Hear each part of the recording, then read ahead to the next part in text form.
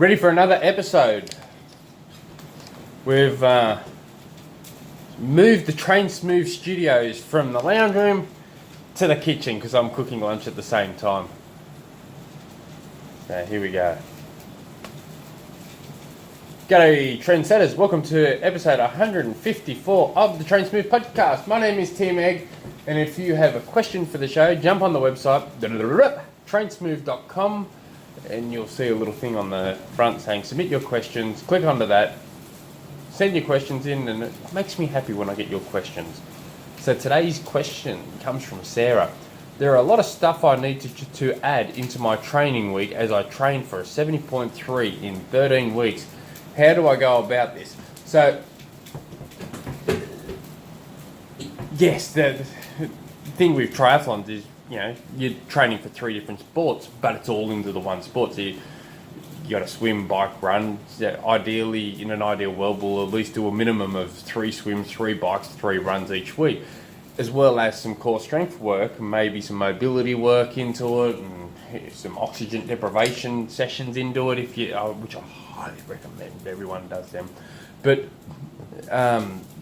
backing it all up so that you'll hear me say this on a number of episodes where you've got to just look at your available training hours for the week, and then you can slowly get from there. So you look at what you want to achieve in your race, and then you grab your available training hours. So you write down Monday to Sunday, and Monday you might have an hour in the morning and another 30 minutes in the afternoon. Tuesday you might have 2 hours in the morning, nothing for the rest of the day. Wednesday, crazy busy with dropping kids to soccer and all the everything else, working overtime. Thursday, you've got 3 hours in the morning and 20 minutes in the afternoon, whatever it is. You lock it all down there. You grab your goals, what you're trying to achieve in your 70.3, and you've got to just work your way back from there. You just reverse engineering it. So there's many programs online you can get for free. I think I've even got templates on the Train Smooth website. I think if you go to click up to resources on the top page, and then there might be something there. If not, let me know and I can shoot you a link to where I'll track it down and send you it. But you just got to work out what you're really struggling with in fitness wise versus what you're really good at. So if you're a really good swimmer, you might be able to back off your swimming to 1 day a week, and then increase you might be a bad runner or really struggling to run over 10k. So you might want to add extra volume there. So you've just got to play around with it. First thing you got to do though is get your volume in, and through the volume you get your recovery in, and then once you get those two things right, you add intensity. So as long as you've really got a long bike ride, which is around 100 kilometers, at least once a fortnight, hopefully. You got a long run, hopefully a weekly long run, which is around 2 hours, 20, at least 21, at least what you're going to run. A little bit more would be nicer for a 70.3. And you're swimming at least 2Ks per swim session. And I'm filming this episode on YouTube. I've just got to turn my lunch as I'm talking here. So working on a template. For instance, you can just go swim Monday, Wednesday, Friday. You might leave Monday with just a swim, so you can use that as more of a recovery day, I guess. Give the lower body more of a rest day. Tuesday, you might just cycle. Wednesday afternoon, so you've swam Wednesday morning. Wednesday afternoon, you might run an hour. Thursday, you might just bike again, whatever time you're available. If you can ride only 1 hour, I'd be making it hard and sharp. If you can ride an hour and a half, you'd be making the intervals a bit longer. 2 hours, that's even nicer. On Friday, you've swum in the morning, for instance. On Friday afternoon, I'd probably run again, another hour run. Saturday, I'd try and make that your longer bike ride, so 3 to 4 hour bike ride. Sunday morning, after you've just had that Saturday morning bike ride into the legs, so feeling a little bit tight. Sunday morning, I would jump on and start running make that your long ride. If and ideally I'd also be adding at least 2 to 3 core strength sessions in at home. Now, they only need to be 10-minute strength sessions, core strength sessions.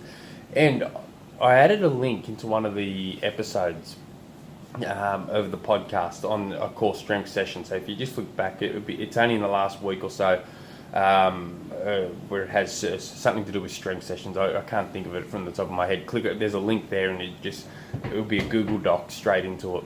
And they only take 10 minutes to do. I've also, just on a side note, with talking about strength training, I've also one of the things I've been playing with, and someone sent me a tweet saying, what have you been playing with? Because I made mention on that podcast that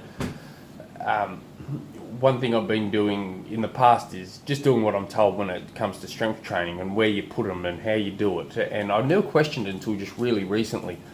And I've started playing around with it. And I've just started playing around with how I structure the strength training. And so, for instance, for me, I'm currently in the maintenance section of my build, and I'll talk about me because it's the best subject in the world.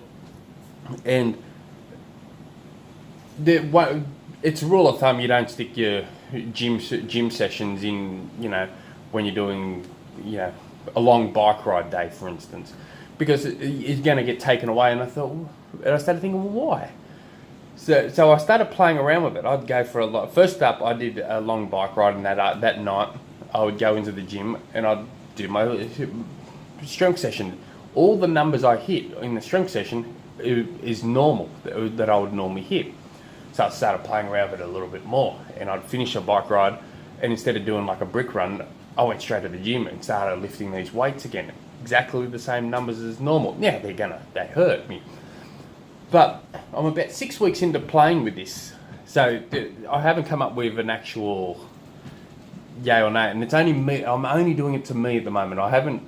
I'm not at the stage where I'm willing to play around with other athletes that I coach with this. But one thing I have noticed is doing this. I'll come from finish a bike ride, for instance, and generally in the past I would, half an hour later, my legs start becoming a bit tired and a bit stiff. There's none of that. I feel really recovered really soon, to the point where, half an hour after a bike ride, I'm walking around the house thinking, I feel like I've done nothing all day. It's the strangest feeling. And so that's been very interesting to me, because everyone's told me in the past, oh, you don't do that. You got to structure your strength training around key sessions, and what you're doing. And because I thought it was only a maintenance session to be interested, I'm not at the stage where I think, this is a good idea for the building phase or anything, because there will be a compromise in what I could lift. But I'm in the maintenance stage at the moment, so I'm only in the gym for about 40, 50 minutes doing the entire body in one hit. So, the pains are around the same. It's a bit of a struggle towards the end on some of them, but I'm getting through them. But I feel really recovered straight after it. I do a brick run straight after these rides, and I feel really, really fresh. So that's interesting, and that's just me doing a quick side note here. And I know that has nothing to do with what you're asking, but I made mention before, when the stuff you're trying to fit into your training week, like oxygen deprivation. They take 5 to 10 minutes, and you can do them twice a week. If you've never done them before, I'd do them every single day for 14 days, and then switch it to twice a week. They take 5 to 10 minutes to do, just straight off the bat. On my website, click on resources, go straight down to you see oxygen program. It's a series of you breathe through your nose, let all your oxygen out of your nose, pinch your nose, hold your breath until you need air, and then you breathe again through your nose.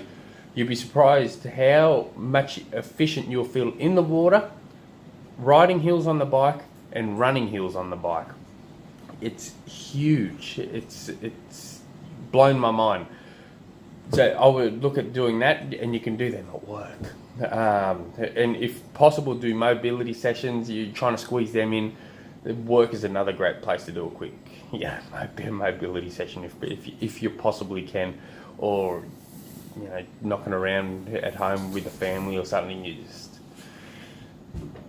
grab the foam roller as well, and it's a matter of just trying to squeeze everything in. But you don't want to be silly. You don't want to be doing a heap of speed work all in a matter of no time at all, and then that ruins the rest of it. So you got to, whatever you're doing today, can't compromise what you want to achieve in the next couple of days. So yeah, I do have templates on my website. I'll track it down, and I might even add it to the show notes on this episode.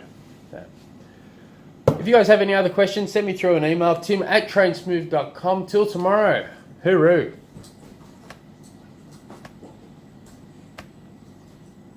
We're done, and I got lunch to eat. Hooroo.